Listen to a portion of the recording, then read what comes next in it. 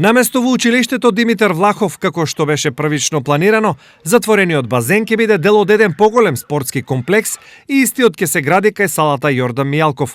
Ова денес го најави градоначалникот Благој Бочварски, истакнувајќи дека постапката за промена на локацијата е веќе во тек. Наредните денови ќе ги известиме Агенцијата за млади спорт на нивното барање и ќе одговориме позитивно за изградба на малиот затворен базен и на салата за боречки спортови, кои што веќе имаме одредено локации со урбанистички план и поради одреден проблем кој што се појави со урбанистичкиот план во основното училиште Димитар Влахов, ние решивме да издадеме нова локација, а тоа е во самата близина на салата Јордан Мијалков, каде што ќе се издаде градежно одобрение и за малиот затворен базен, но и за салата за боречки спортови. Се во ова чини и пари. Па логично прашање е од каде истите ќе се обезбедат и дали промената на локацијата нема да ги доведе во прашање веќе предвидените средства од државата. Дел се финансирани од владата, дел ќе бидат со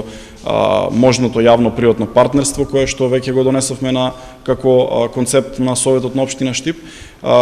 Не е тоа многу за овој град. Ние имаме навистина граѓани кои што им требаат и забава и содржини за да имаат каде да рекреираат, да спортуваат. Впрочем, тоа е многу значајно во ова ново време на технолошки развој.